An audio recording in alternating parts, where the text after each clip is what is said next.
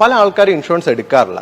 അത് വളരെ വലിയൊരു പ്രശ്നമാണ്. എന്ന് വെച്ച് കഴിഞ്ഞാൽ ഇൻഷുറൻസിന്റെ ഗുണം അറിയത്തില്ല. ഇപ്പൊ നമ്മൾ ഏൺ ചെയ്യുന്ന ഹാർഡ് ഏൺഡ് മണി പെട്ടെന്ന് ഒരു ഹോസ്പിറ്റൽ ആവശ്യം വരുന്നു, ഒരു 15 ലക്ഷം 20 ലക്ഷം രൂപയ്ക്ക് ഒറ്റയടിക്ക് നമ്മുടെ ഇന്ന് പോയി കഴിഞ്ഞാൽ എന്തായി? നമ്മുടെ ഫൈനാൻഷ്യൽ സ്റ്റെബിലിറ്റി പോയി. അതേസമയം നമുക്ക് അവിടെ ഒരു ഇൻഷുറൻസ് ഉണ്ടെങ്കിലോ, ഒരു പ്രീമിയം വർഷം അടച്ചതുകൊണ്ട് നമുക്ക് ഇൻഷുറൻസ് ഈ അത്യാവശ്യ സമയത്ത് എടുത്തു കഴിഞ്ഞാൽ നമ്മുടെ ഫണ്ട് സേവ് ആയില്ലേ?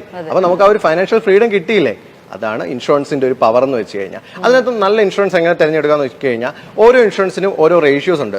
ചില കമ്പനികളുണ്ട് എത്ര ഇൻഷുറൻസ് ക്ലെയിമിന് വന്നു, എത്ര അത് തിരിച്ചവർ ഫണ്ടായിട്ട് കൊടുത്തു, അതൊക്കെ റേഷ്യോസ് നമുക്ക് ഗൂഗിളിൽ പോയി ചെക്ക് ചെയ്യാം. അതിനകത്ത് നമുക്ക് നല്ല ഇൻഷുറൻസ് കമ്പാരിറ്റീവ്ലി നമുക്ക് തിരഞ്ഞെടുക്കാൻ പറ്റും. പിന്നത്തെ ശ്രദ്ധിക്കേണ്ട ഒരു കാര്യം, ഇൻഷുറൻസ് എടുക്കുമ്പോൾ ഇപ്പൊ നല്ല എക്സിക്യൂട്ടീവ് ആണ്, മാർക്കറ്റിംഗ് അറിയാവുന്ന എക്സിക്യൂട്ടീവ് ആണ് നമ്മളെ അടിച്ചേൽപ്പിക്കുക ഇൻഷുറൻസ്. സാർ ഒരു 10 കോടി രൂപ അങ്ങ് എടുക്കുക, സാറിന് കവറേജ് കിട്ടും. അത്രയും വലിയ എമൗണ്ട് എടുക്കുമ്പോൾ അതിന്റെ പ്രീമിയവും വലുതായിരിക്കും. അപ്പൊ അതിനകത്ത് ഒരു കാൽക്കുലേഷൻ ഞാൻ ടിപ്പായിട്ട് പറഞ്ഞുതരാം.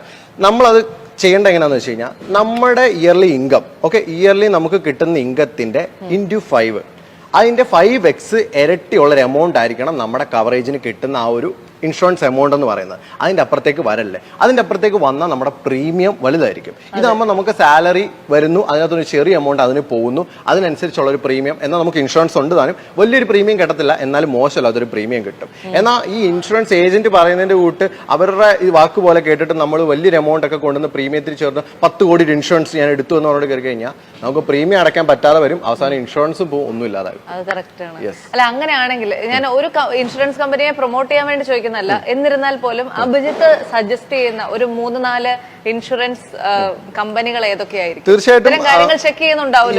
തീർച്ചയായിട്ടും ആക്ച്വലി ടാറ്റയുടെ കുഴപ്പമില്ല. അത്യാവശ്യം അവരുടെ റേഷ്യോസ് വെച്ച് നോക്കുമ്പോൾ ഏകദേശം 99% അവർ ഇൻഷുറൻസ് കൊടുത്തിട്ടുള്ളൂ. 99.2%. ബിക്കോസ് അവരെന്താണെന്ന് വെച്ച് കഴിഞ്ഞാൽ നമ്മൾ ഇൻഷുറൻസ് സബ്മിറ്റ് ചെയ്തു, 100 പേര് സബ്മിറ്റ് ചെയ്താൽ 99 പേർക്കും കൊടുത്തിട്ടുണ്ട്, ക്ലെയിം അനുവദിച്ച് കൊടുത്തിട്ടുണ്ട്.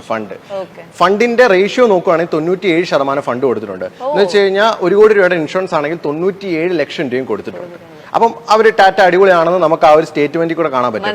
അങ്ങനെ ബജാജ് ഉണ്ട്, റിലയൻസ് ഉണ്ട്, അദാനിയുടെ ഉണ്ട്, അങ്ങനെ പല തരത്തിലുള്ള ഇൻഷുറൻസ് ഉണ്ട്. നമുക്കത് കമ്പയർ ചെയ്യാം. ഈ കാൽക്കുലേഷൻ റേഷ്യോ ഗൂഗിളിൽ പോയി നോക്കിക്കഴിഞ്ഞാൽ അവിടെ നിന്ന് നമുക്ക് നോക്കിയിട്ട് ബെസ്റ്റ് തിരഞ്ഞെടുക്കാൻ പറ്റുന്നതാണ്. അല്ല, എന്നാലും ടാറ്റ ഒബ്വിയസ്ലി മനസ്സിലായി. ഇനി ഒരു ബജാജും റിലയൻസും ഒക്കെ ഇതുപോലെ തന്നെ, അല്ലെങ്കിൽ ഇതിന് ഏകദേശം അടുത്ത് വരുന്ന രീതിയിൽ എന്ന് പറയാൻ പറ്റത്തില്ല. അത് ഡിപ്പെൻസ് ആണ് ഓരോ കമ്പനികൾ. നമ്മളങ്ങനെ കമ്പനി എടുത്ത് പറയരുതെന്നാണ്. ടാറ്റ എവർഗ്രീൻ ആണ്, അത് എല്ലാവർക്കും അത്രയും വിശ്വാസമുള്ള ഒരു കമ്പനിയാണ്, അതുകൊണ്ടാണ് ഞാൻ പറഞ്ഞത്. അപ്പോഴും അതിൽ എനിക്ക് വിഷമം തോന്നിയ ഒരു കാര്യം എന്താണെന്നറിയോ, ഒരു ഇന്ത്യൻ ഗവൺമെന്റിന്റെ ഇൻഷുറൻസ് കമ്പനിയെ കുറിച്ച് പറയുന്നില്ല. ടാറ്റ, അതുപോലെ ബജാജ്, റിലയൻസ് എന്നുള്ളതല്ലേ.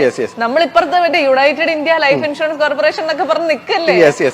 അവർ അത് ലിസ്റ്റ് നമ്മൾ നോക്കുക. ഇപ്പൊ ലിസ്റ്റ് നോക്കണം. ഞാൻ കഴിഞ്ഞ ദിവസം ലിസ്റ്റ് നോക്കിയപ്പോൾ ഞാൻ കണ്ടത് ടാറ്റയാണ്. ഫ്രണ്ടില് ഏറ്റവും ടോപ്പിൽ ഞാൻ കണ്ടത് ടാറ്റ. അതിന് ശേഷമുള്ള ഞാൻ ജസ്റ്റ് നോക്കിയില്ല. ഞാൻ അപ്പൊ ഒബ്വിയസ്ലി ഞാൻ ഏതായിരിക്കും എടുക്കുന്നത്, ഞാൻ അത് തന്നെ ആയിരിക്കും എടുക്കുന്നത്.